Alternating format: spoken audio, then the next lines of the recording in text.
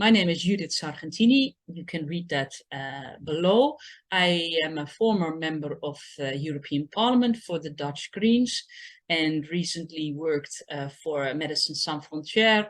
And I was asked to host this seminar. I really appreciate it because it also, for me, is a way to get into the topic of the seminar, and it's new to me too. So here we go with the introduction. Scientists increasingly doubt whether we can stop the climate and the biodiversity crisis as long as our economy continues to grow. It seems we better prepare for a future without GDP growth. That's where the degrowth movement comes in. It advocates deliberate scaling back of overproduction and overconsumption in rich countries to bring their economies back into balance with the living world. This should be done in a way that reduces inequality and improves human well-being. The degrowth movement is rapidly gaining popularity among activists and scientists in Europe. But what would degrowth or post-growth mean for geopolitics? If we in the European Union become the first to renounce economic growth, can we still remain or become a global player? Would we be able to defend ourselves and our values against aggressive autocracies such as Russia and China? Would we be a more attractive partner for the global South, or would our relevance decline at the same rate as our share in global trade? These are some of the thoughts that we are going to discuss today, and we will first listen to some brief introductions, and after that it's up to you to help us answer the questions. And we're kicking off now for 5 minutes with a presentation by Richard Wouters. Richard is a staff member of the think tank of the Dutch Green Party, and for the Green European Foundation, he leads the project on the geopolitics of post-growth. He will outline the issues that this project deals with. Richard, the floor is yours. Thank you.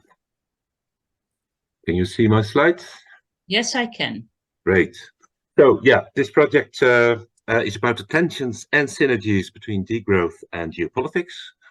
We basically want to start a conversation between critics of economic growth and progressive thinkers about foreign and security policy, with a focus on the European Union.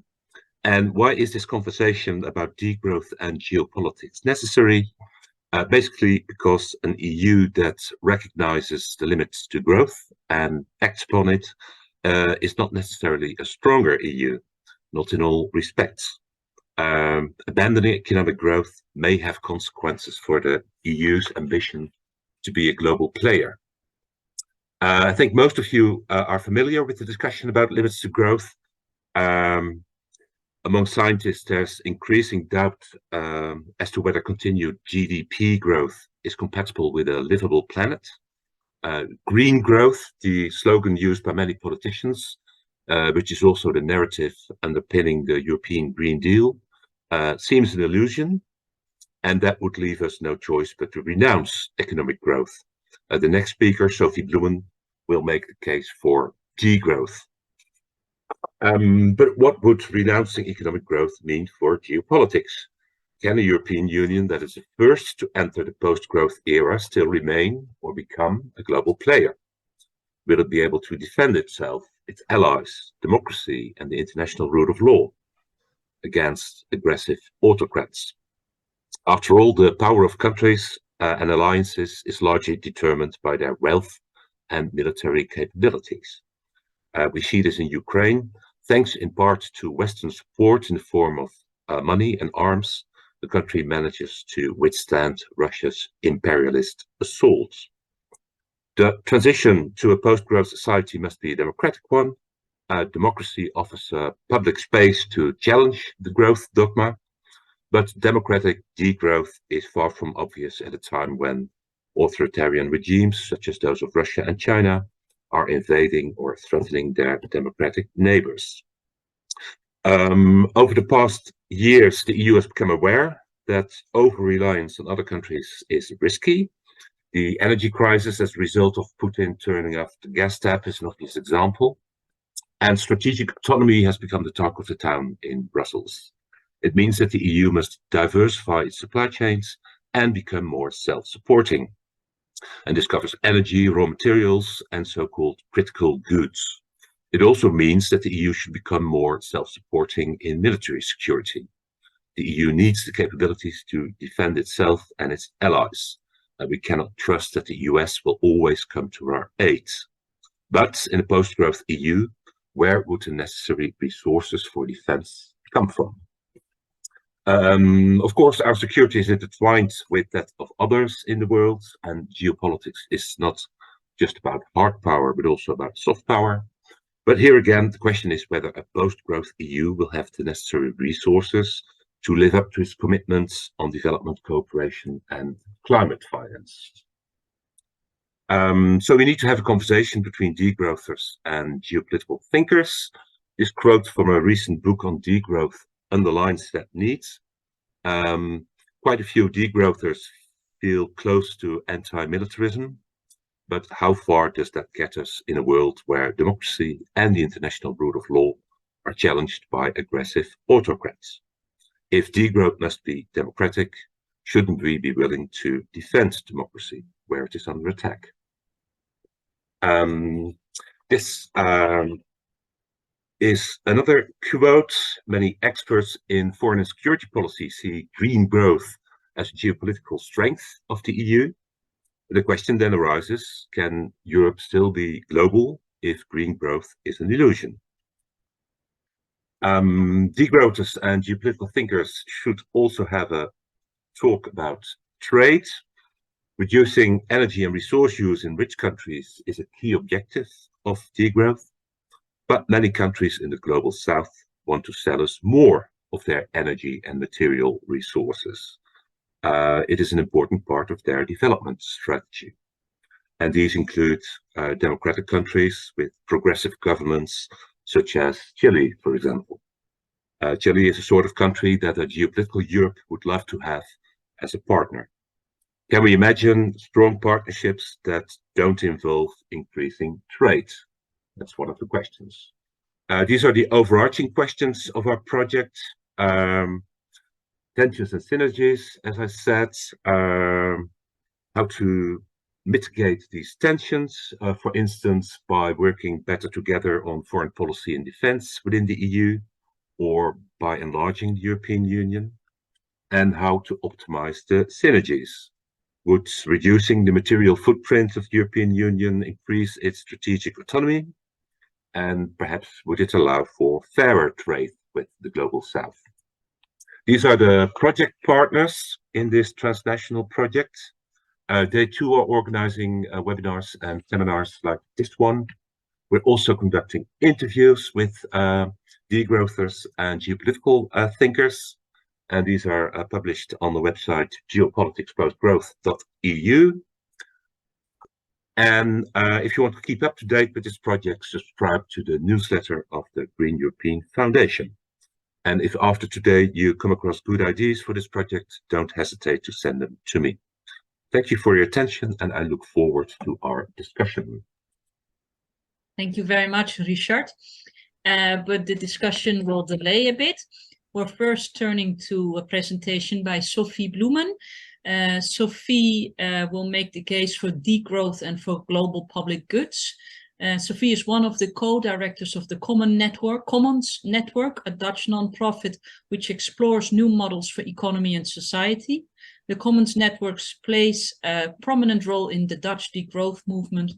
For instance, it manages to arrange for leading degrowther Jason Hickel to speak in the Dutch Parliament earlier this year. You've got 15 minutes for your presentation, Sophie, and I know you've got some slides to share. Please. Yes, thanks very much. Okay, hi everyone. My name is Sophie Bloemen. I am director of the Commons Network. Very happy to be here today and talk about degrowth and geopolitics. Just about so Commons Network. Commons Network is a think tank and collaboratory based in Amsterdam. Our hub is in Amsterdam, where we have an international outlook. And we started actually in Berlin and in Brussels. So we work with different stakeholders on social ecological transition, with communities, with governments, with academia, and we try to develop these new models for the economy and society. So next slide. So Richard already introduced a little bit the whole well, the topic of today and the different elements, but just to take a step back to where we are, what are our present trajectory. We are heading for at least 2.7 degrees Celsius increase in climate change, instead of the 1.5 that we pledged, and that was a target. So we're very far from the plans. We are heading towards ecological breakdown. We know that as a consequence of it has become known as the Great Acceleration, we have been pushing the natural systems of Earth into a state of distortion. And this framework, which was coined by Rockstrom and his colleagues in 2009, quantifies the limits of Earth's natural systems, which are crucial to maintain a healthy biosphere, which they call the ceilings of the Earth for continued social and biological human well-being. And we know that we have surpassed 6 of the 9 boundaries already. And this is because due to human activity.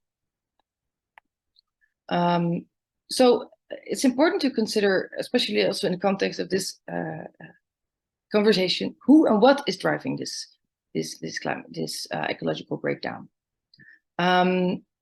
We know that the global north is actually responsible for 92% of emissions in excess of planetary boundaries for climate change.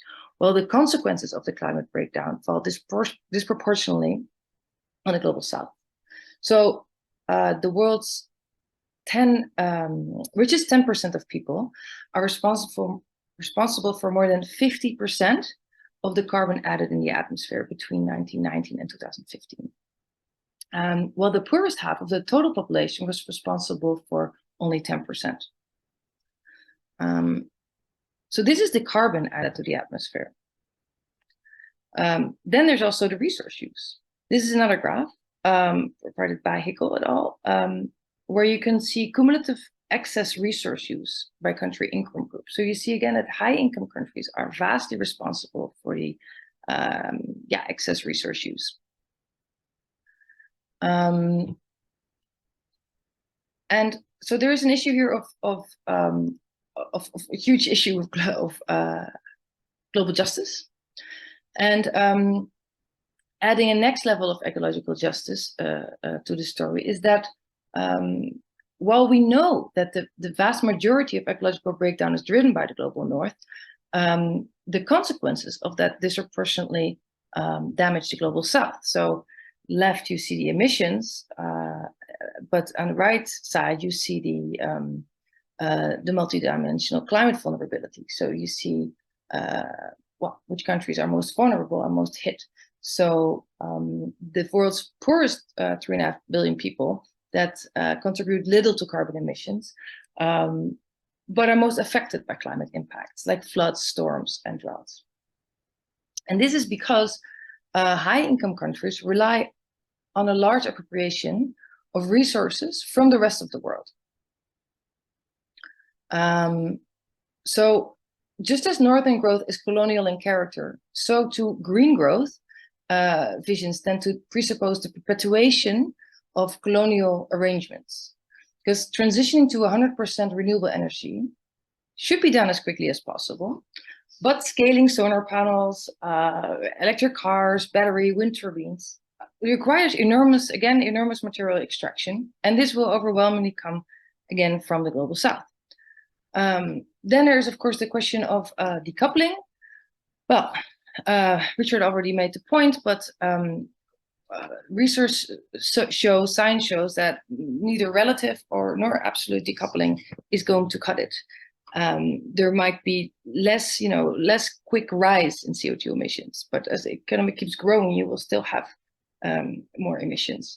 And actually, just yesterday, I believe, an article was published in the Lancet of Planetary Health by Hickel and colleagues, where they looked at 11 high-income countries that did achieve absolute decoupling of GDP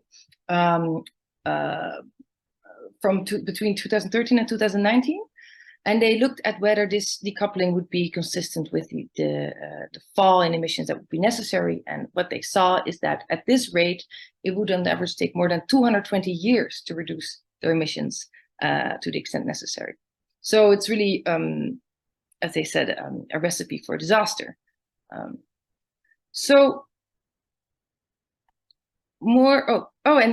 then that's just the CO2 emissions, right? Then you have also the link with GDP and material footprint, which is also relates. We just saw the framework by Rockström. It relates to some of those other planetary boundaries. So we shouldn't forget, it's not just about CO2 emissions, it's also about resources and larger material footprint. So more growth equals more resource and energy use, widening global inequalities, and also, and I don't have time to go into that now, but I think many of us know that it's also not really helping to improve societal well-being in the global north. If we continue to grow at the current rate, we will double in size every 25 years. So it's just not sustainable. And as the UN Secretary General Antonio Guterres recently said in the latest climate convention, as a response to the IPCC report, we are on a highway to climate hell with one foot still on the accelerator, which I think is a nice metaphor for what's happening. So there comes in degrowth, which is an increase, like Richard also said, it's a growing movement.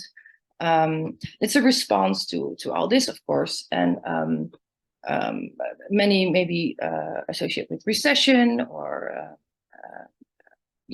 ridicule it, but I think it's important to really use some definitions of what it is. One already was shown. This is the one by Hickel. Planned just reduction of energy and resource use of those nations who are currently overshooting planetary boundaries to bring the global economy back into balance with the living world. Another one, which is a little bit more, broader and instead also precise, is that of Federico Savini, who is a professor at the University of Amsterdam. Degrowth is the planned downscaling of all activities that are environmentally harmful or socially alienating, starting from those that are less necessary for the well-being of humans and the environment. But it's also a planned increase of all activities that regenerate the ecosystem and improve social well-being, starting from the fulfilling of essential needs. So just to emphasize as well that, of course, degrowth is a school and there's different voices in that school. Not everybody says the same, and a lot of voices has been added. And also I am, today not speaking on behalf of the degrowth movement or anything like that. Just giving my perspective. So what is important is that to understand degrowth or post-growth is that it's both a critique on growth-focused economics, as we've just heard a little bit already, but it's also a proposal for a different kind of organization. So we have a choice between consciously renouncing growth and planning this transition, or coming into forced degrowth, and once this crisis gets worse and worse. So what it asks, or what it advocates for, what it implies is systems change. A change of the economy, change of the system. And this is the donut of Cape Raworth, a very famous image which is very much in line with also with the degrowth school, where it's about thriving communities, moving towards thriving communities within the limits of the planet. So, but making sure that we that these basic, the social foundation, these basic needs are provided for, such as water, food, energy, education, but that we do not overshoot the ecological ceiling of our planet, so that we have an economic system which does just that. I'll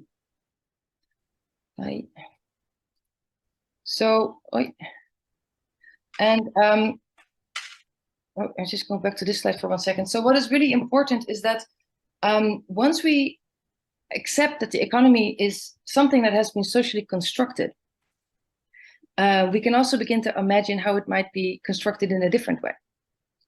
And that there are diverse ways in which the economy can meet people's needs and wants.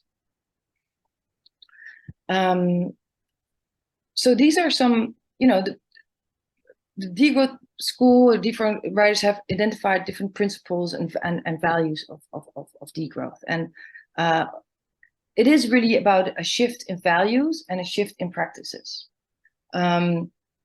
Also, one of the, now I don't remember her name, but was Gaia Iraya, or one of the persons interviewed for this project.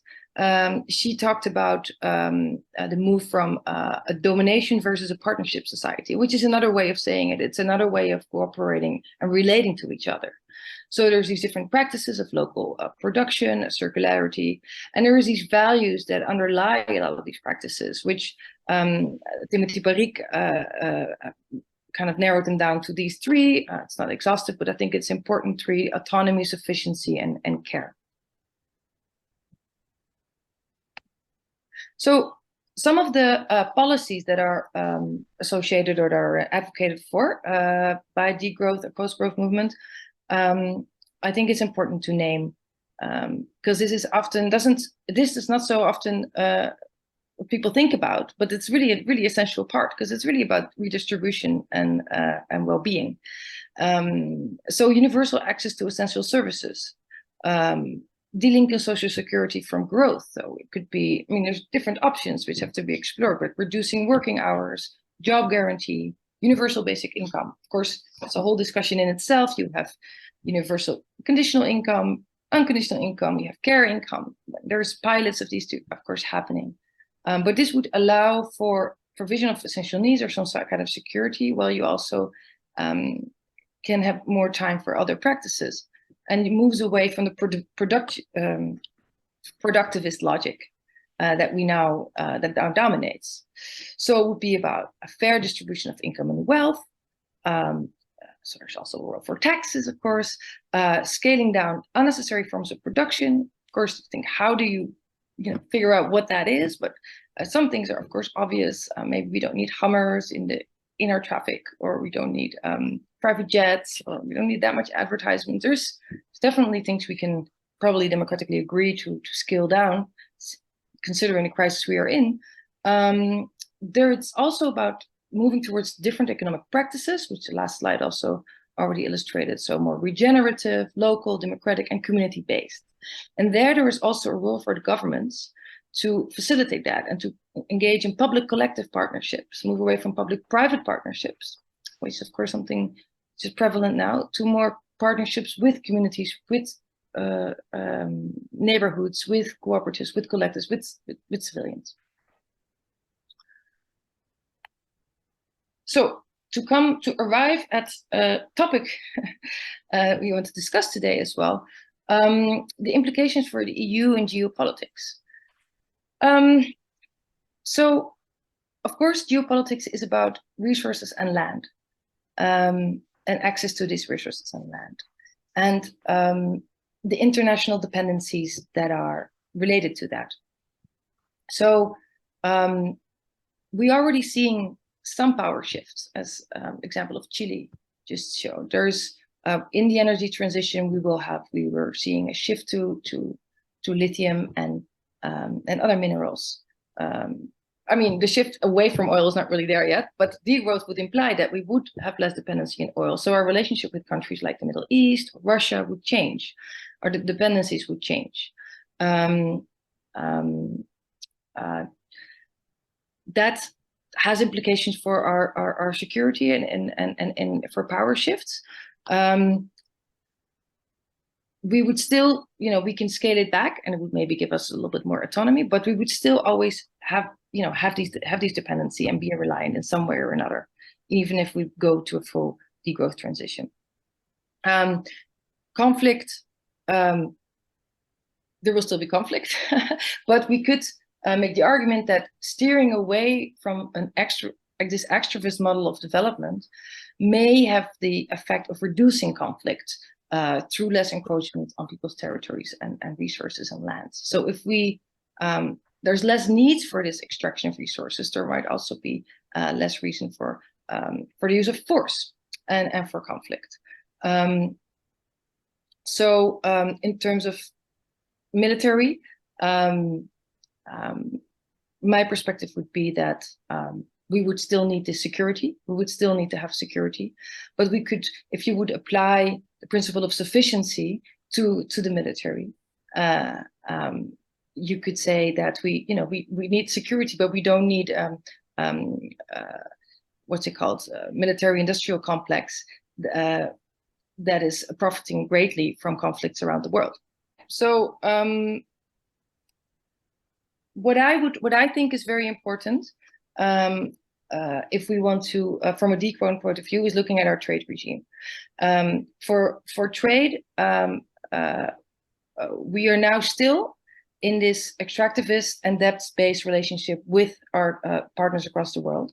I've been part of these trade negotiations as civil society, working a lot on intellectual property and medicines and patents. And I think the EU is still aggressively trying to gain as much in countries like Bolivia as they can to gain access to markets for example, big pharma. So I think this is something where a lot of shifts can be made in many sectors, and it's moving more towards repairs and decolonization, so other structures. So move more toward equal partnerships. I believe there was just a negotiations between New Zealand and the EU, which is a different model that's interesting to explore further. Also, we can use our multilateral institutions to, instead of having these kind of competitive trade relations, to move towards providing for global public goods. Global public goods that are, for example, healthcare, access to knowledge, security, which is also a global public good. And this is something that is also there's models for this. There's already been discussions between countries for such a global public good agreement enforced by the WTO.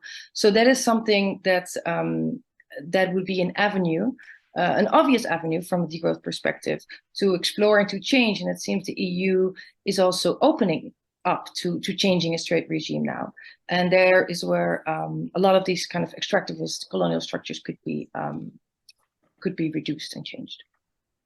Leave it at that for now and leave less for the discussion. Thank you very much, Sophie.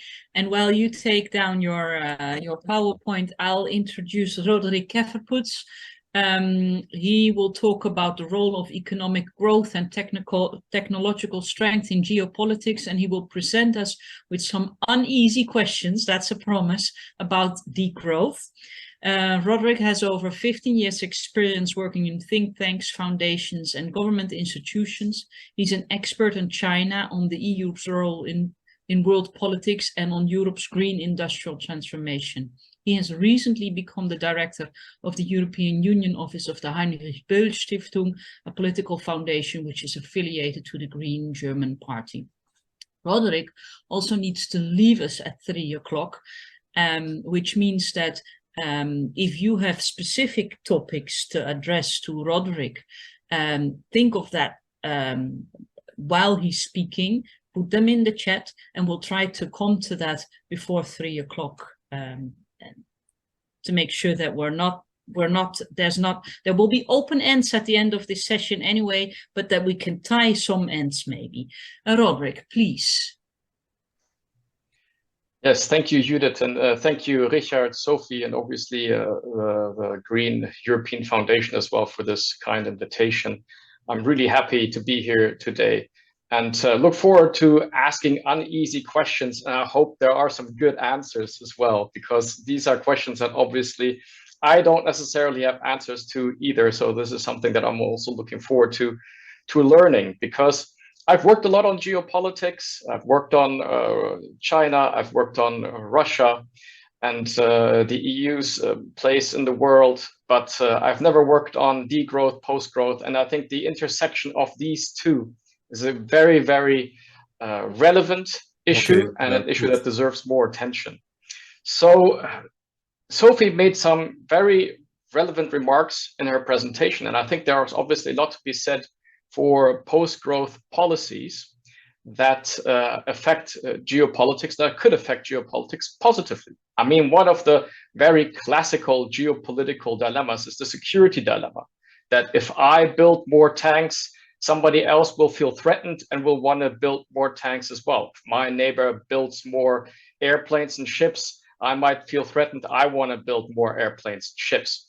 And maybe one way, obviously, to come out of the security dilemma would be to not engage into these growth strategies where you're constantly producing more weapons and material so that you don't feel threatened. The case that Sophie made, I thought, was also really interesting, that if you have better resource management, more sustainable resource management, you might forego some of the other conflicts, water conflicts, tensions on resources, the run on natural materials. And of course, global equity, global and social justice will also have come with certain geopolitical implications. More peaceful world, maybe more or less migrant pressure. If we import less, we're going to be less dependent on foreign inputs from China, from Russia, and that would make us also more resilient. But I'm afraid there's also a lot of questions on the other hand, and these are maybe some of the uneasy questions that I'm coming to that that Judith was mentioning, because geopolitics doesn't disappear with degrowth or post-growth. And in fact, I would argue that geopolitics isn't just about resources. If it was just about resources, that perhaps Putin wouldn't invaded Ukraine. I mean, Russia is a very, very resource-rich country. And this was some of the arguments that a lot of the German political elite had made. If we have Nord Stream 2, if we have a gas pipeline with Russia, if we send them our money, if we get them integrated economically, if we make sure they have an economic success story in Russia, then the elites in Russia will be satisfied, the population will be satisfied, and there will be no need for Russia to be aggressive, because they will not want to endanger their economic model. But unfortunately, that argument just didn't hold up. Unfortunately, Putin had other ambitions that were beyond economic interests, I would argue. These were all just imperial interests, also the way you look at the world and how you see yourself. And if you see yourself as an empire and you consider Ukraine to be part of your sphere of influence, and you consider Crimea part of your territory, then you get to a situation where we have a geopolitical conflict, where we have a hot war, and which does not necessarily have to do with degrowth or other or post-growth policies. The same holds true for Taiwan, by the way. Taiwan is not necessarily attractive to Xi Jinping in China because it's economically attractive, because there's a lot of resources. I mean, it's a little island just off the coast of mainland China, but because there are also other interests at stake beyond economic interests. And so the question is, when you're in such a world where there are also other conflicts beyond resource conflicts or resource-based conflicts, then how do you deal with them? How do you defend yourself? Because in every war, two elements are crucial: human lives. You need the manpower, the woman power, in order to engage in a war. And Ukraine and Russia are putting a lot of human lives, regrettably, into the field. And the second element you need is ammunition. You need tanks, you need guns, you need ammunition. And in order to keep a war going, and in order to try to keep on winning, you need to make sure you have more ammunition, you have better technology, you have more tanks than your opponent. And so this is in itself more or less a growth strategy, because you need to grow. You need the military industry complex in order to make these things. So these things require growth. And I don't know how you intend to defend yourself if you do not have such industries that are then giving you the capacity to defend yourself. And I mean, Sophie asked the question, right? What security can we have without a military industrial complex? And I think that's a question to ask ourselves. How can you have security beyond the military industrial complex? Now, that's one of these uneasy questions that I would take away. Strong militaries also require technologies. And this is something where we're seeing a hot competition happening right now internationally, the competition particularly between the United States and China. Xi Jinping himself has said technology has become the main battleground of the international strategic game and international competition. And if you engage in that battleground, then you need to make sure you develop technologically and you keep on developing technologically. And that means new resources, that means more research and development, more innovation. And again, not sure how you're going to square that technological development with degrowth policies. In fact, I would argue that Taiwan and Taiwan's security is dependent on growth policies. One of Taiwan's defense strategies is the so-called silicon shield. The fact that its semiconductor industry is so important in global value chains because Taiwan creates the most high value, most technologically advanced semiconductors, and semiconductors are in almost every product all over the world. They're in cars, they're in iPads, they're in our cell phones. You need them for quantum computing and lots of other technological groups.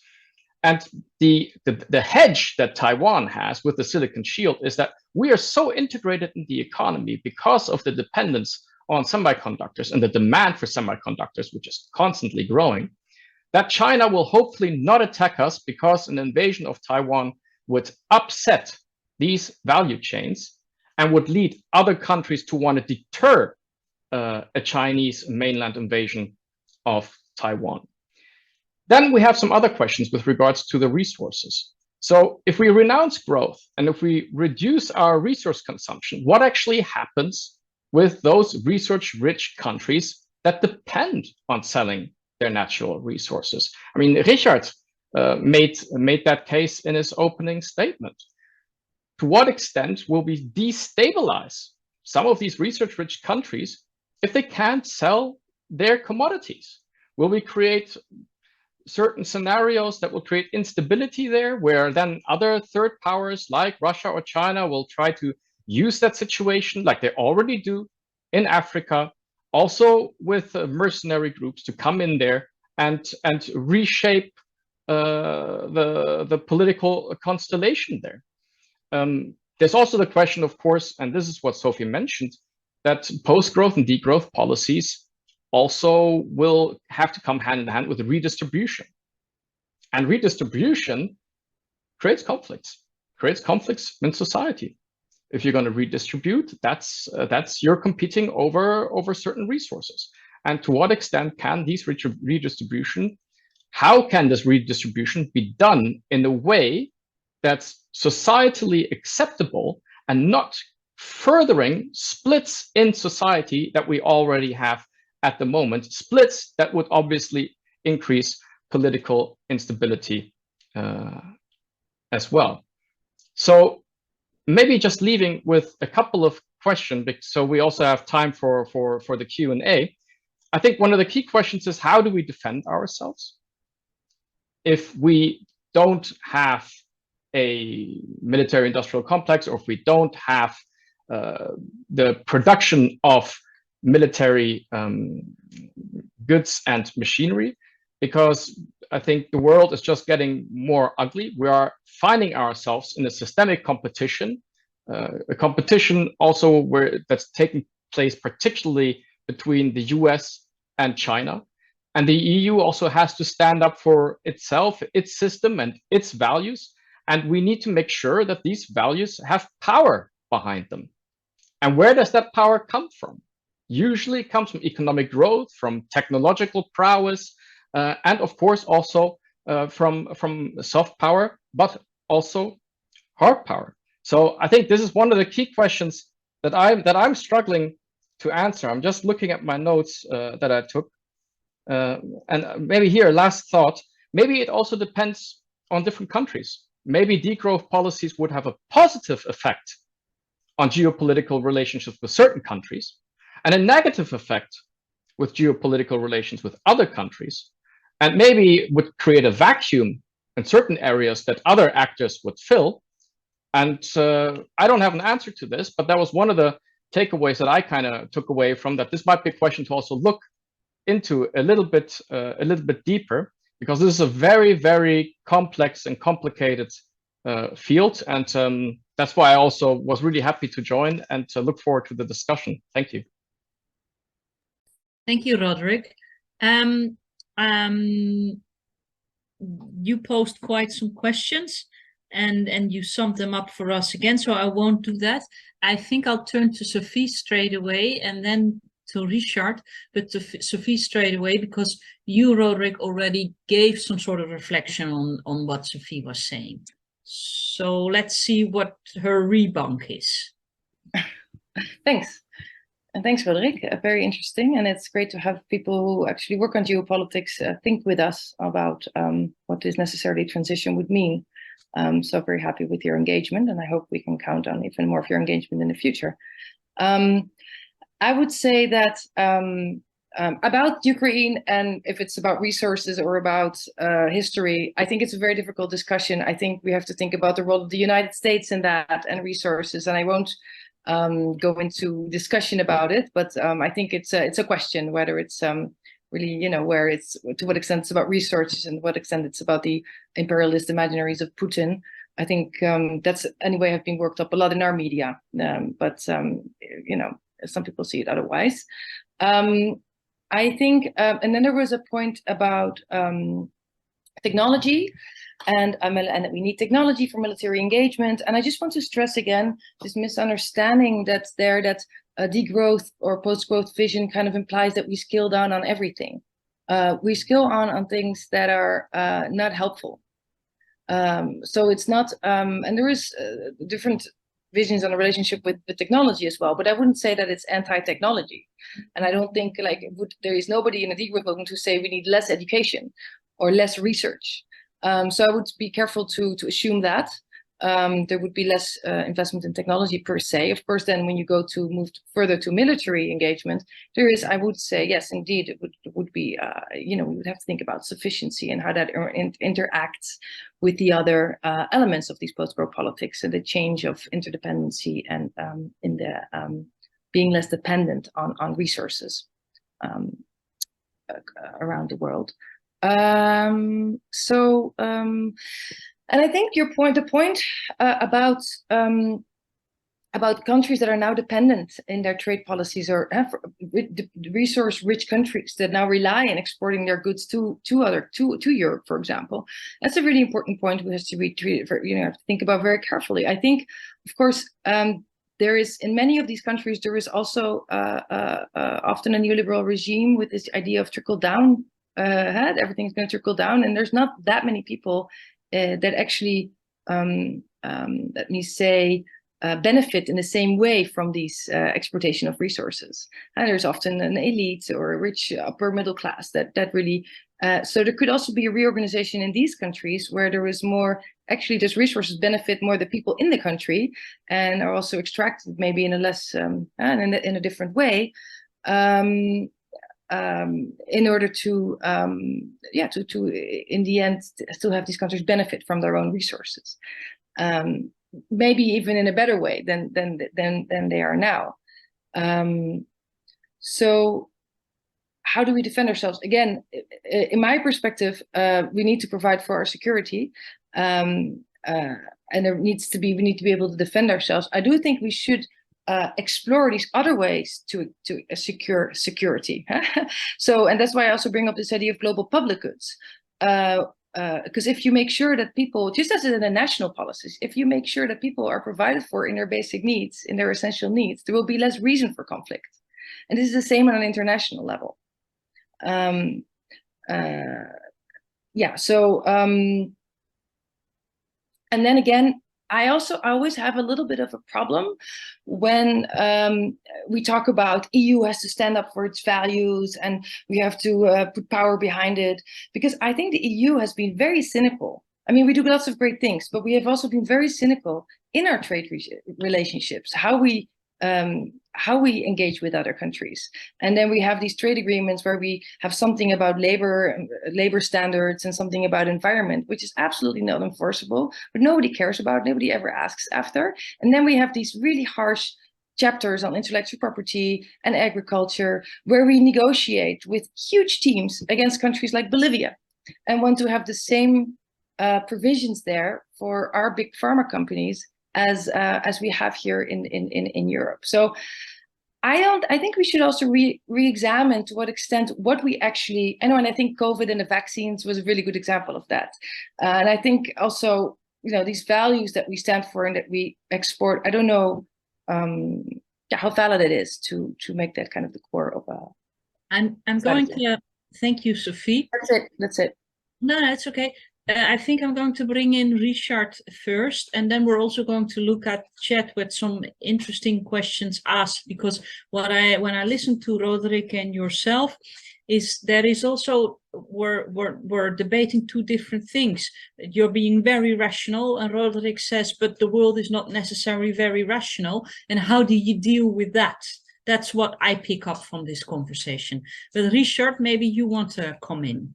The questions that Roderick put forward are indeed very difficult. Shows how much work we have to do in this project to come up with satisfying answers. Part of the answer for the EU, I think, in the realm of foreign policy and defense, is better cooperation.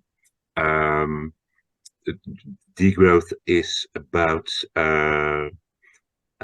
reducing wasteful production and consumption.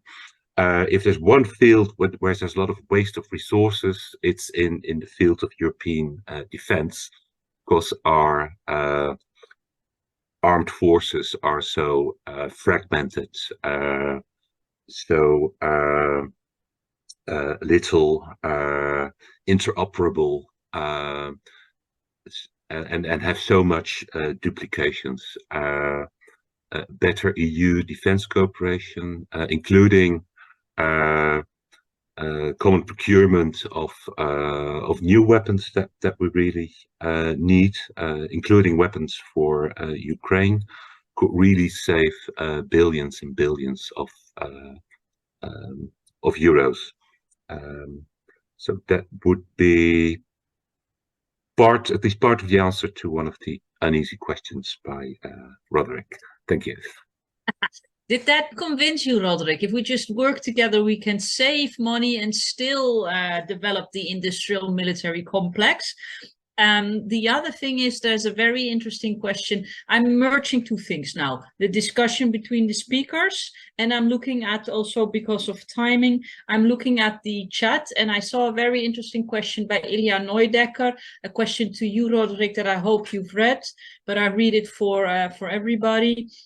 We know that the military buildup in the 1910s contributed to World War I. The discourse became a self-fulfilling prophecy. Could a thought experiment around a neutral EU be a way forward? Could you pick it all up for me, please, Roderick? Sure. Before I leave, I'll just, put all the answers on a silver platter. Yes, please. Fantastic. Great. Well, first of all, I wanted to highlight again that I'm not want to come across as a massive proponent of the military industrial complex. So that's a caveat that I first want to make first and foremost. That's really important, because obviously I would wish we'd live in a world where we wouldn't need a military industrial complex, but I just don't believe that such a world unfortunately will come. Couple of points. First of all, I completely agree with Sophie and Richard on the partnership approach. I think we could ease a lot of geopolitical tensions and conflicts, and possibly also deter other actors from engaging in geopolitical adventures if we had more of a partnership, equal approach towards countries in Africa, in Southeast Asia, in the so-called Global South. And I think Sophie made a very good point with regards to the resource model that we have. I think we need to make sure that the resource model benefits these countries, these resource-rich countries, much more, that they also get much more of the value of their resources, so that we also make sure that there is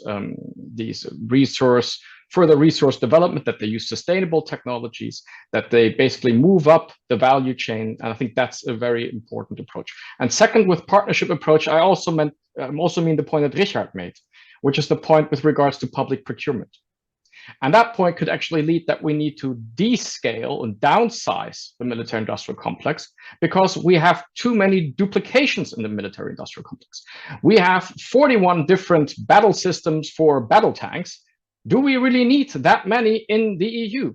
Can we not standardize it, so to say, and say, okay, we have 2 or 3, and those are the ones that we have and that we produce, and we don't, and all the other ones and all the other ones are basically superfluous. So I think that would also be one approach on how to do it. So more EU, more partnerships with others, but it still doesn't square the answer, or doesn't bring us to the answer on how do we defend ourselves with regards to hot wars, and also how do we make sure others, partners of ours, can defend ourselves when they are invaded, such as Ukraine.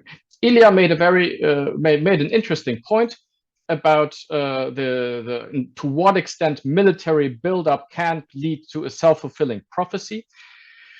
Looking back on World War I, I would say that this was just one explanation. It was not the main explanation. There were, of course, a lot of different elements that came together, such as the alliance structure, such as the fact that once you mobilize, they are on the trains and there's no way to move back. So the mobilization schedules that came together, the assassination of the Archduke, and so forth and so on. So, but I don't want to go into a history lesson here. So obviously there are many different areas. If you look at armaments buildups, look at the Cold War, look at nuclear, for example. The doctrine of MAD, mutually assured destruction, you could argue that, well, with that, it created a certain security and stability as well. What you need is for both actors to come together and have policies of disarmament. And I would wish that we have also much more focus on disarmament policies and nuclear disarmament policies, where we also bind in new countries, for example, China. We have had a lot of disarmament talks and treaties and agreements in Europe with Russia, the US, and others. And I think China also needs to be part of that discussion. But I'm running out of time, so I'll leave it at that. Thank you, Roderick. I think most of us saw by now Oppenheimer, the film, with that notion that if you have a threat for a nuclear bomb, it will be a deterrent because it wouldn't be used. We're going for a break now, and we'll pick it up afterwards. And for that, I thank Roderick, and I hope to see you back in another discussion. Thank you, everybody, and sorry I have to run now. No problem. Looking forward to hearing how the rest of the debate went. Yep. Bye-bye. Bye. So we're going on a 10 minutes break. I see you back at 3:10.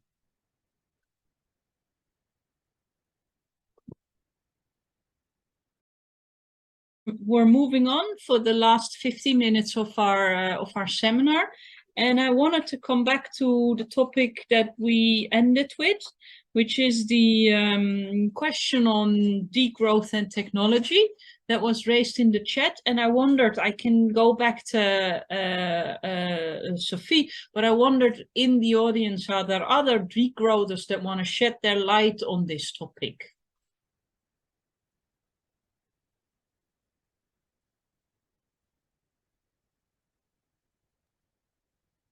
I mean, I can make a start because I actually work on this. Perfect. Yeah. Do so. So I mean, this is not necessarily specifically about military technology. Of course, this is about technology in general. And I think there's, within Yes. degrowth movement scale, there is many different views. I was in a degrowth conference in Zagreb last week where I had attended some of the stream on technology, and there's obviously very different positions on the relationship with technology and the role technology plays in this vision. But I would say that that technology is in line with the logic of the incumbent system that we have. And currently the incumbent system is the capitalist logic of accumulation and growth. So the purpose of technological innovation now is to increase productivity to foster economic growth. So it reinforces this logic of extractivism and accumulation. So I think that's kind of, but that's not necessarily how it's supposed to be, right? Technology can be used in many different ways. And I think just to name a few things that we, of course, associate with technology from a degrowth perspective is that it accelerates kind of this some of the features of our economy, through, for example, platformization. Now, the digital platforms and have an effect on our relational logics in our lives, but also on our socio-democratic accomplishments. So gig workers are they're finding these loopholes. So this is some of the effects on technologies now having to but it's just accelerating this capitalist logic of extraction. There's huge implications for our for resources. Data centers are not actually in the cloud; they use enormous amounts of energy, right? So there's a lot of data centers that are not even necessary. So if you look at it like that, there's all these resources that are necessary. But a lot of these technologies not really helping us or making us better, making us feel better, maybe even making us feel worse.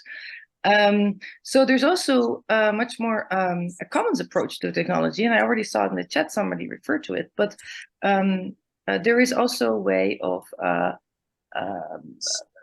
developing technology in the common interest, and there's also commons-based ways of producing this. And of course, we're all familiar with Wikipedia, which is a commons-based project. There is open source technology, which is actually, kind of, it's not reproducing 20 systems next to each other. It's one system that everybody is contributing to, right? There is a Creative Commons, which is more a licensing project, of course, but how you can share knowledge. So our perspective is really about sharing knowledge and not making it scarce, so that you can have, in a way, efficient, use and production of technology in a way that everybody can use it. So I think that's one way of thinking about it. So that can be an introduction. Thank you very much. Is it triggering responses by others? Otherwise, I have other topics that I want to touch upon, but I'd like to not cut this short if it does trigger responses by others. Well, you can always come back to me if it does. Let me see. I'm messing up my screen at the moment, so I'm having difficulties reading all the chats.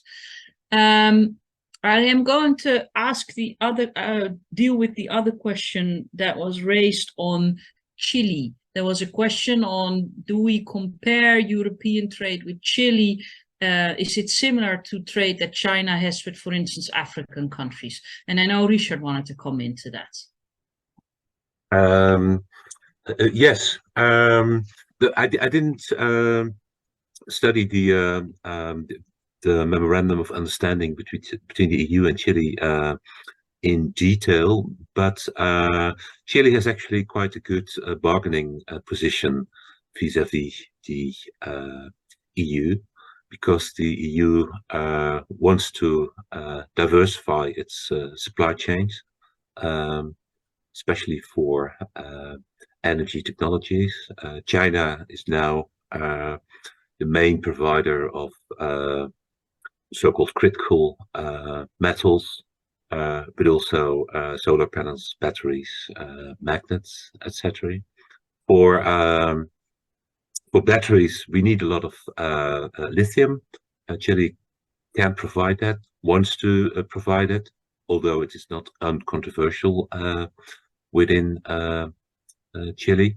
And Chile wants a value addition within its own borders. It doesn't want just to sell us lithium.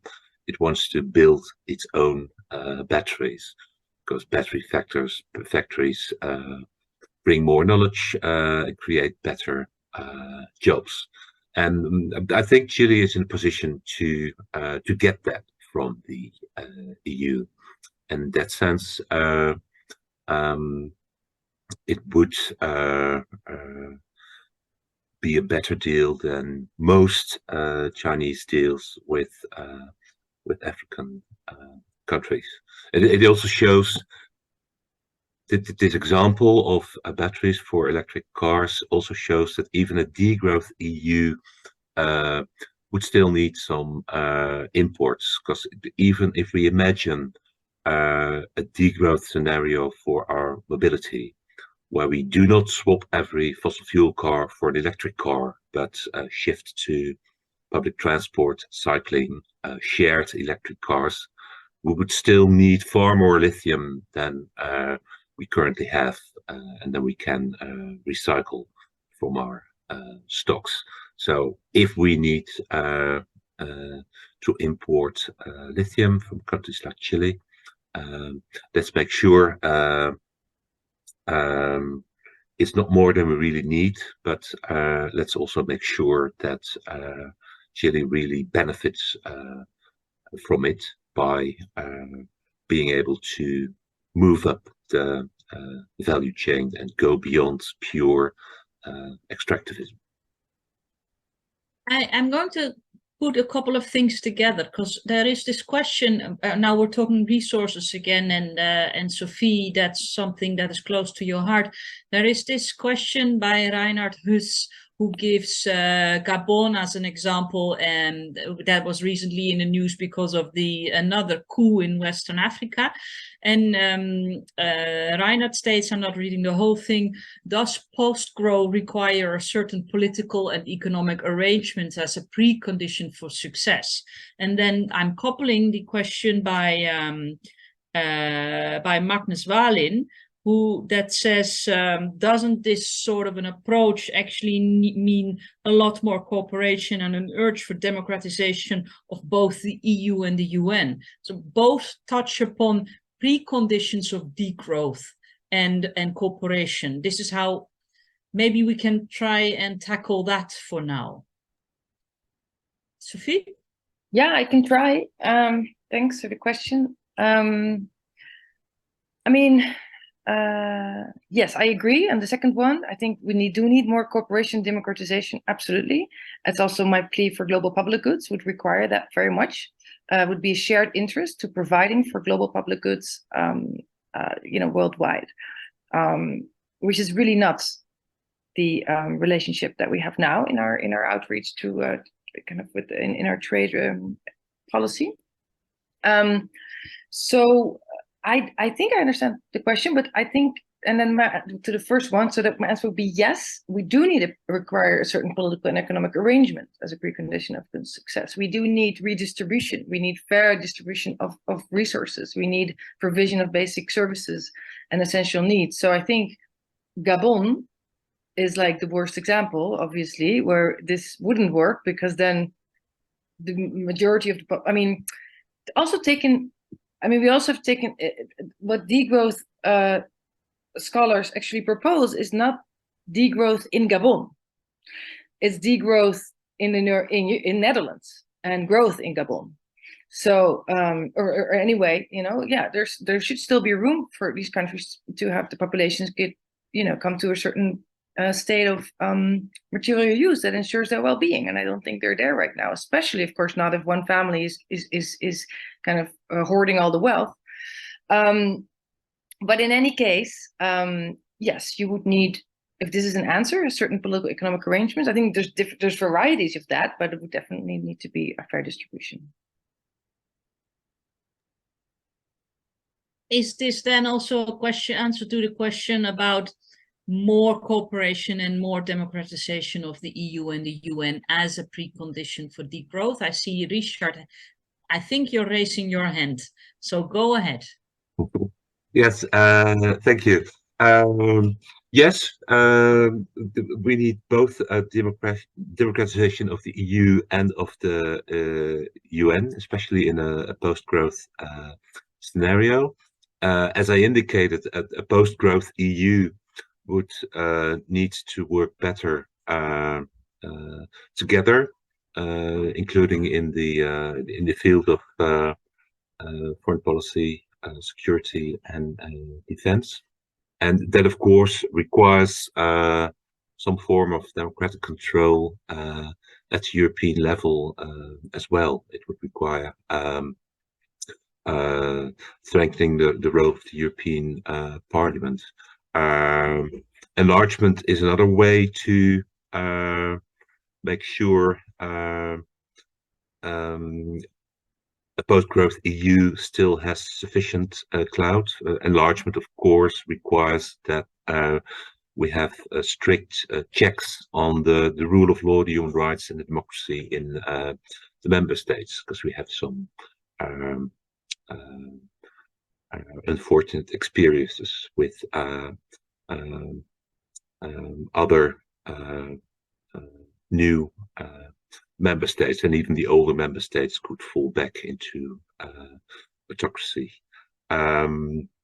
So yes, democracy, but also strengthening the rule of law is very important for a post-growth EU.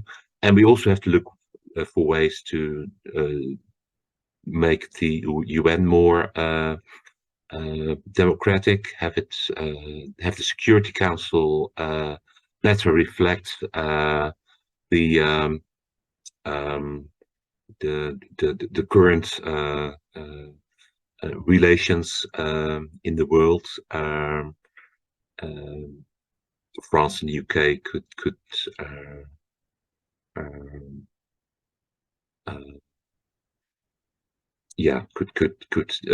start, and the EU as well could start discussion about having more permanent members in the UN Security Council, countries like India, for instance, or Brazil. France could offer to swap its seat for an EU seat. And there's a great need for democratization of the international financial institutions as well, World Bank and International Monetary Fund. Make sure that developing countries have a greater say, and that would be, I think, a very good project for post-growth EU to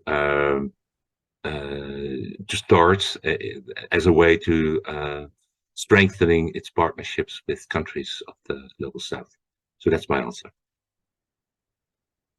The preconditions for degrowth are building up here in this conversation, and that is not very helpful. I mean, we need to get them on the table, but it also scares the hell out of me that this would all be needed. I'm picking up on a very, I beg your pardon by putting it that way, but a bit of a cynical remark or question by Reinhard Huss earlier on in the chat, who said, does geopolitics consider power as a highly addictive drug where a precautionary approach is necessary, especially with professional politicians? And he said, Gorbachev is supposed to have said that anybody in power for 20 years is in danger to himself and his country. Now, we lost Roderick, and this question was to him. But if this were true, then all our wishes around democratization and restructuring of international institutions might not develop. I don't know, Reinhard, if you listen to this conversation, you want to elaborate on the point you made earlier? if you're still with us. Yeah, I'm still with you. I don't know. I don't think it requires any elaboration, because I think the reality demonstrates that power is highly addictive. And I think, I mean, I'm German, so if I look at Angela Merkel staying in power for 20 years, and I don't think it has helped Germany to get on the best path. So I think this problem that politicians seem to stay in power forever is, in my opinion, sort of a big problem in terms of getting to a new political and economic system. I mean, the same applies to the economic system, where you have a similar approach, but it's less obvious because you have sort of family dynasties who run our economic system. And but in supposedly democratic systems where you elect politicians and then you get the same politicians re-elected again and again, I think it demonstrates that I think the system is not fit for purpose, in my opinion. Okay. Mark Rutte in the Netherlands is another good example. Thank you. Could I respond? Can I just add? Yes. Because I think I mean, I agree very much, but I think it's not a precondition. It's actually an extra plea for democratization. And maybe also, I mean, I didn't touch upon this just now, but I think the democratization is not, you know, in another direction maybe than we're used to. We are, of course, all very much used now to representative democracy. So we vote once every 4 years, and that's it. Well, I think there's many proposals, and also there's a lot of initiatives and pilots, and I'm sure that Judith Sargentini, you're also very familiar with some of the proposals for the restructuring of the EU to give citizens a larger voice, to have more kind of, what's it called, deliberative democracy, to have a larger role for citizens forum, to have a larger role for the European Parliament. That would be something to start with, to diminish the role of vested interests in our political systems. So this idea of the commons and assemblies and democratic decision making, that is also very much part of degrowth, is something that could also be, and is to a certain extent in terms of pilots, being applied to the EU, not in a serious way that we might want to. So I think maybe in order to move from these vested interests and this power, the possibility for this power addiction, we need to think about really restructuring some of our, democratic institutions as well. Before we go into a whole conversation about that, maybe Frank Meeuwsen, you put a very interesting comment in the chat. Maybe you want to bring it forward yourself, because it brings us back to geopolitics and degrowth and arms trade, which was one of the things we centered our conversation about. I don't know whether you're still with us, Frank. Yes, can you hear me? Yes, perfect, and see you. Okay, so yes, I'm Frank Meeuwsen. I work for the Greens in the Belgian federal government. So I'm the diplomatic advisor to Deputy Prime Minister Gilles Quinet. And thank you for organizing this event. And Richard invited me, so I'm very happy. I just wanted to share some thoughts. Indeed, well, the reason of conflict is indeed broader. I fully agree with what Roderick said, than only getting resources. It's also about power, status, and all things that are typically human. Then secondly, I think in this debate, of course, there is the climate crisis and the biodiversity crisis that is enormous. But unfortunately, it's not the only threat there is to humankind. There is the threat of pandemics. There is a threat of nuclear war. And also there is a threat of populism and the undermining of democracy. And I think as let's say a political movement, we always have to balance between all these different threats. And of course, I agree that the climate and biodiversity crisis is paramount, but it's not the only one. So it's not by, let's say, focusing all the energy on solving this problem that the other threats will go away. So this is also something that, as a, let's say, a political movement, we have to take into account. And then on the need to defend yourself, I think that, of course, the whole problem with weapons is that what you, let's say, acquire to defend yourself is considered by your adversary as an offensive, as a threat. So your adversary will also obtain extra weapons to defend him or herself. And this is, of course, the logic of arms races and of escalation. And there, I think the Greens really have a role to play to tone down this risk by, for example, not immediately going along with the call to raise defense budgets to 2% of the national product, by proposing very concrete measures for nuclear disarmament, by continuing to fight for the interdiction, the prohibition of certain weapon categories like autonomous weapons. And so I think this is really, in my view, a link between degrowth and geopolitics. I recognize the need that you need weapons to defend yourself, and also I think that violence and conflict can also be a consequence of a too great imbalance of, let's say, military firepower. I will give an example, which is probably controversial, but I do it anyway. If the Palestinians would have more military firepower, then there would be probably less violence in the region, because now Israel can just do what they want because there is hardly any capacity on the Palestinian side to fire back. So in that sense, we need to find a balance between. So it's a sort of a Gauss curve where if you have not sufficient weapons, this is a risk, but you can also have too much weapons. And I think that the goal and the objective of arms control is to make the number of weapons that you have and the type of weapons contribute to maximum security and also to a minimum investment of resources and money. And this is, of course, contributing to post-growth and degrowth, to make sure that you continue to preserve your security and defend your population, but with a minimum of resources and money going into military weapon systems. And I'll stop right here. But can I ask you another question there then, Frank? Because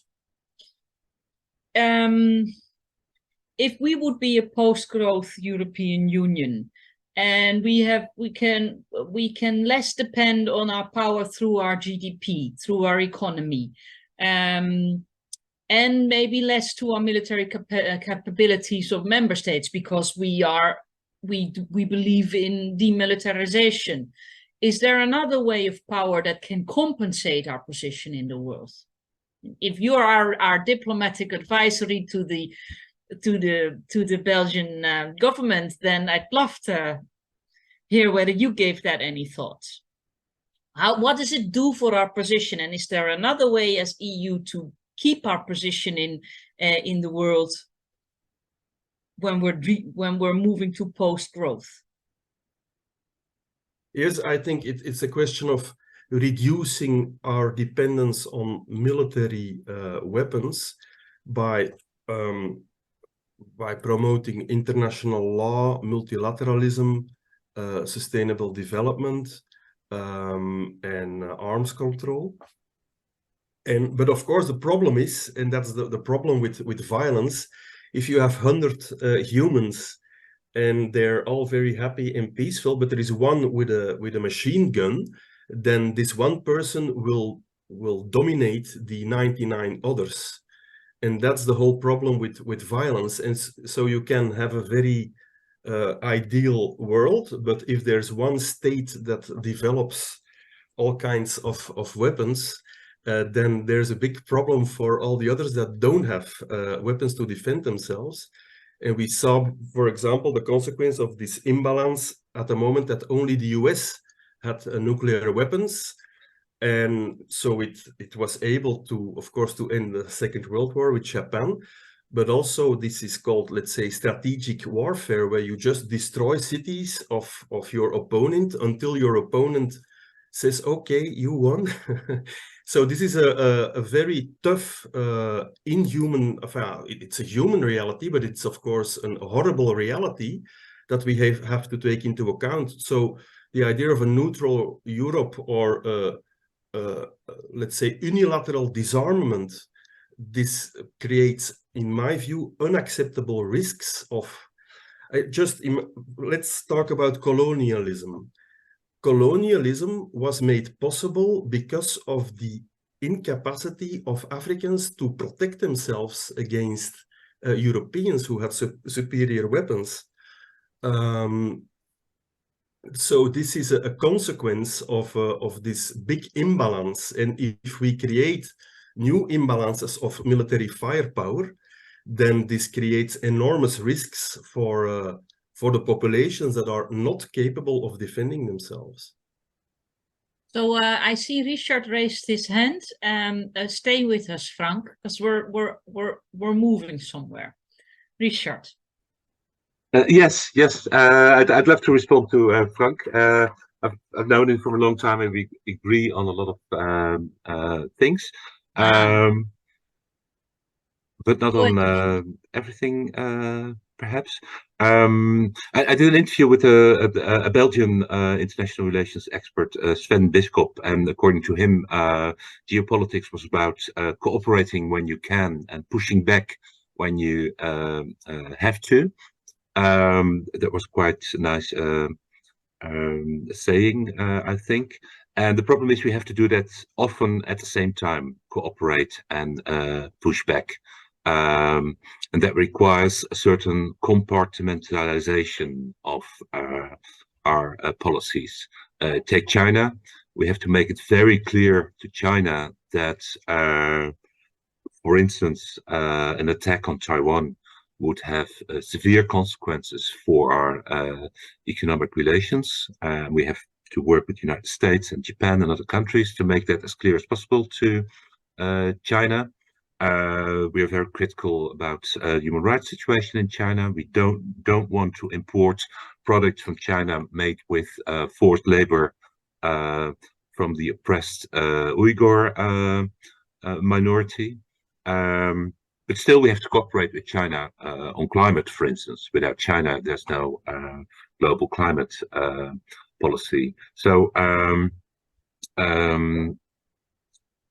that requires a certain compartmentalization of our relations with China, and that would be even more the case in a post-growth EU, which would, I think, put even more stress on a global approach of climate crisis and biodiversity crisis, etc. Then on the point of the 2% of our GDP for defense, I agree with Frank that we should definitely not make that into a fetish, which some parties on the right do. But even for a post-growth EU, defense would be costly. Even if we would integrate our armed forces, that would bring about that would require a lot of upfront investments, because we would need common headquarters, common armaments, common communication equipment, etc. All that requires investments. And of course, a post-growth EU cannot let the military forces continue with their CO2 emissions and the current use of critical metals, etc. So we would also have to start a project of decarbonizing our defense and making it more circular, and that will require a lot of investment as well. So we might well end up with a percentage around 2%, I think. So if if we're moving to degrowth and we see a challenge with the way that that we position ourselves in the world, that's where we were in our conversation. What would this do then for our dependence, our security dependence on the US or others, but I mean particularly the US at the moment? I don't know whether, Frank, you have any thoughts about that, then please share it.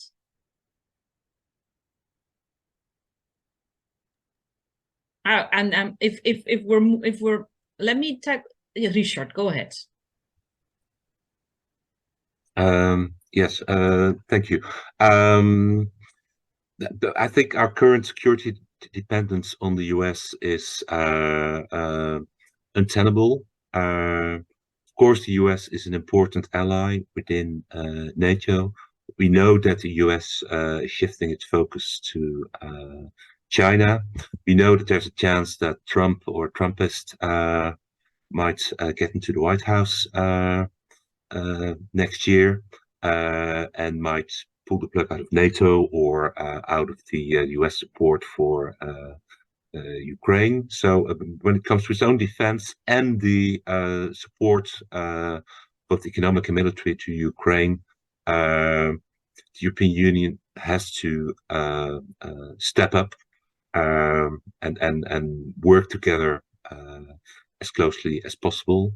And yeah, that's one more reason why I think that our defense expenditure will indeed increase to around 2%.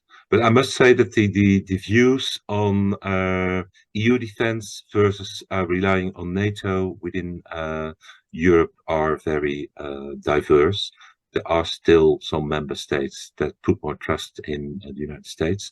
I don't know if Adam, who is with us from Warsaw, wants to say something about that. Is Poland still relying on the US, even though we might have President Trump again very soon? Hello. Actually, I'm connected from Praha right now. I'm in Czechia, but I'm still watching very closely Polish defense and security policies. And one important thing is that the current government doesn't want to put all eggs in the one basket. So there is limited trust to every and any of the partners, including the United States. So, for example, the big project of anti-aircraft defense is built in cooperation with the United States, but another project of a different scale is built in cooperation with France and Sweden. And also a very important vector for Polish defense policy is South Korea. Because South Korea is an ally, but an ally that's perhaps the only ally of Poland that doesn't have any interest in controlling what the country does with the arms built in cooperation with this country, and also allows for a huge technology transfer and a lot of investment in Poland's own defense industry. So that's the overall image. Like it's the image of self-reliance in cooperation with different partners, but cooperation based on limited trust. And this brings me to one of the points where I cannot quite agree with what was told in this discussion. I think it's very important point of view, but we sometimes need to think also about how our different fundamental values may contradict one another.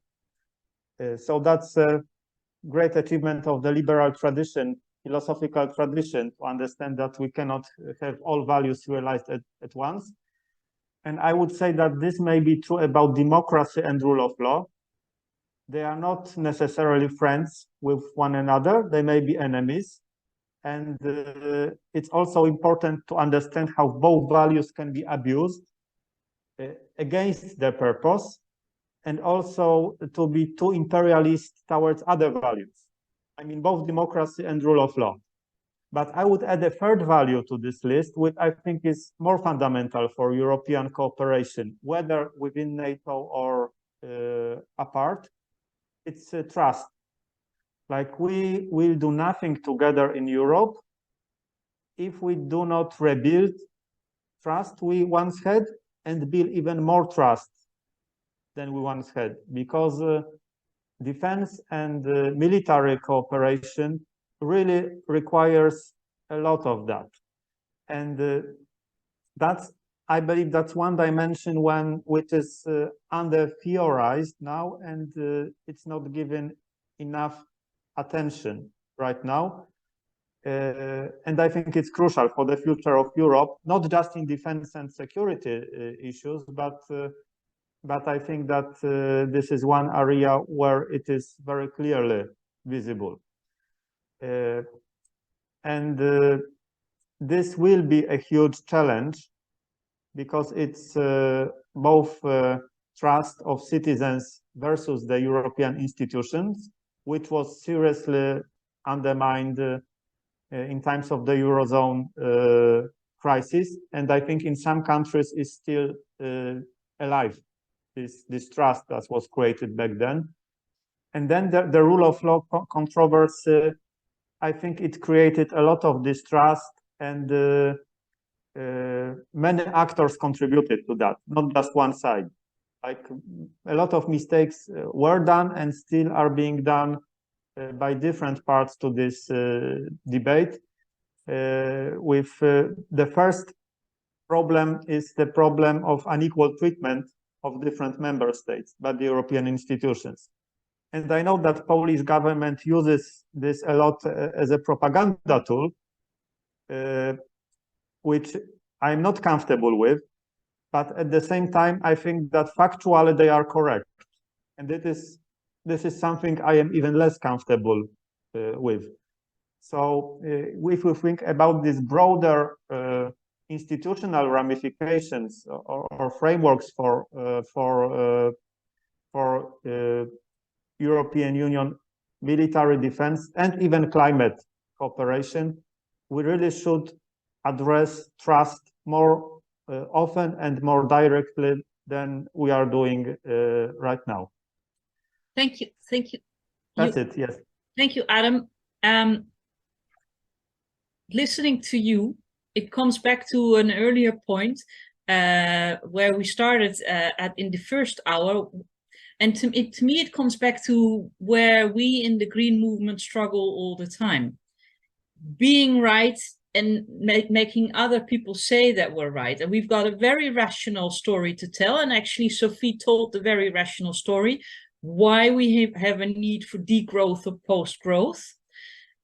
Why not acting upon that is economically stupid for everybody if you have a long-term perspective. And then comes in the topic of irrationality, of we're all humans. People are unpredictable. People do not necessarily act to their own best interest. And somehow we are back to that square, I wouldn't say square one, but that particular issue, that doing the right thing is not always the logical thing for somebody at that point in time. And that really confuses me, because how are we overcoming that?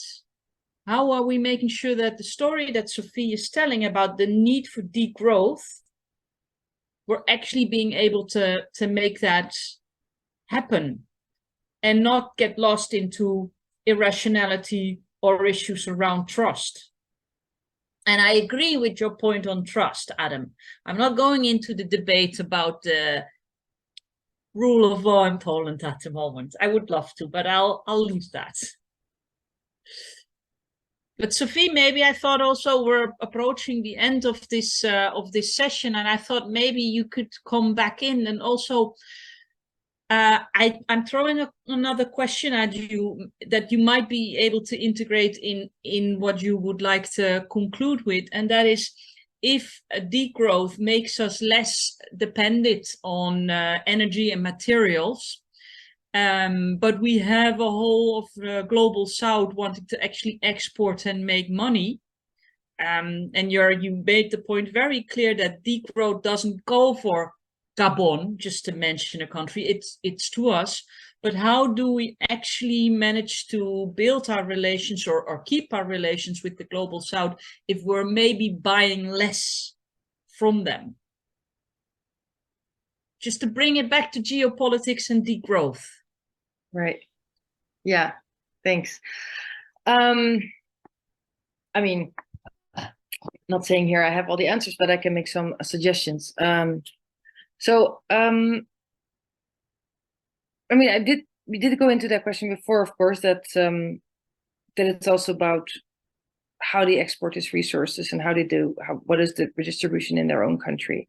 Again, I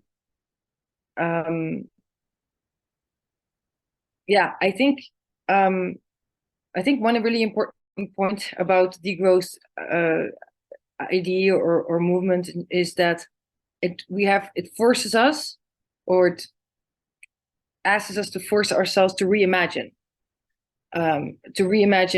how we produce, how we provide in our basic needs, and how we relate to each other.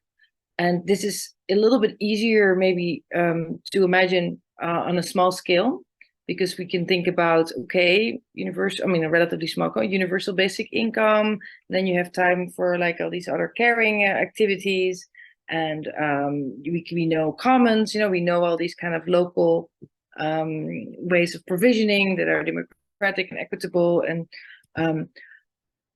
but we need to really, and I think we also need to reimagine geopolitics and really think about it in a different way. And of course, there is to move a little bit away as well from this idea of always coming back to realpolitik. Like, yeah, but which is very much a kind of, yeah, but this is just the way things are. So we have to deal with it, which is just not really helpful when, we have this climate emergency and there is going to have to be a change. So I think it also just requires a different attitude of approaching these matters, and not just moving from the questions, yes, but what about this? And what about this? And this is just the way it is. Because I think that's not helpful. And I think the green movement has to be at the forefront of reimagining and about coming up with different solutions and then really exploring them. And I think there's many different ways. I mean, not to kind of simplify it, but I think there's many different ways of reorganizing our relationship with the global south and with other countries in a much better way than we do now, and to have them come out in a much better way than they come out now. Because currently they're at the losing end of things, I can tell you. So we can reorganize, and we have to think about how to reorganize and how that will in the end also increase our level of security. Thank you, Sophie. I wrote, while you were talking, I wrote down, or just before I wrote down, Tina, there is no alternative. It is so easy to not want to reimagine and just say there is no alternative. And I guess also at the moment where we're at war in Ukraine, or we are not, but the Ukraine is at war, that whole point of reimagining and wanting to rediscuss the rules in society, in the wider society, of course, is under pressure, and it makes a conversation like this even more difficult. I guess a degrowth conversation was easier before the war in the Ukraine than it is right now, and the automatism of there is no alternative comes around very fast. I'm glad that you picked this up at the end, that we need to reimagine the way we work together. Richard, before I go to final administrative closures, is there something you still want to bring? Perhaps a short reaction to what Adam said. Yes. Of course, he's right that democracy and the rule of law might contradict each other. Still, I think that within the EU, we should require both of all our member states, that they respect the rule of law and be a democracy. Otherwise, it negatively affects our national and European democracy and rule of law as well. Of course, democracy and rule of law are not sufficient to build trust. And with the Eurozone crisis, you gave a good example. You need solidarity as well. And it is, well, it's good to stress for me as a Dutchman that the Netherlands played a very negative role, a very selfish role during the Eurozone crisis, which created a lot of human suffering, especially in the south of the European Union. So yes, you need more to build trust within the European Union. On the international front, I think you could say that the rule of law is the most important. The rules-based international order, it has the most support as well. Also in the global south, countries like India, Brazil, etc. Do not want to live in a world where might is right. They see the need to have some rules. That goes even for China, I think, although it wants to bend the rules for itself as well. It differentiates China from Russia, which has completely gone rogue. But still, especially from a post-growth perspective, democracy is important as well on the international level, because I think you need democracy to be able to discuss alternative models of the economy, post-growth policies. And even though we can't impose democracy on other countries in the world outside the European Union, we should at least promote it and protect those democracies which are under threat, be it Taiwan or Ukraine. That's what I wanted to say. Okay. Thank you very much, Richard, and thank you very much, Sophie, Adam, Frank, everybody that came in, people that were so pointedly with their questions in the chat. I'd like to thank you all for participating, and I hope the degrowthers and the geopolitical thinkers have come to an understanding of each other a little bit better. I think we're not at all there. I am split in the middle now. My both sides are competing. There will be more meetings on geopolitics and post-growth in different languages. If you subscribe to the newsletter of the Green European Foundation, you can stay informed. I hope you have enjoyed it. I am sure you leave with more questions than answers, but maybe that food for thought is needed and if I can quote Sophie here, to reimagine our world and reimagine the way we live and work and enjoy ourselves. Go out, have fun, enjoy the weekend. I'm going for a swim because Amsterdam swim water nowadays is rather clean, which is an incredible improvement. And I see you at a next session on degrowth and geopolitics. And if we can get an applause, a silent applause to our speakers, that will be a lovely end to our meeting.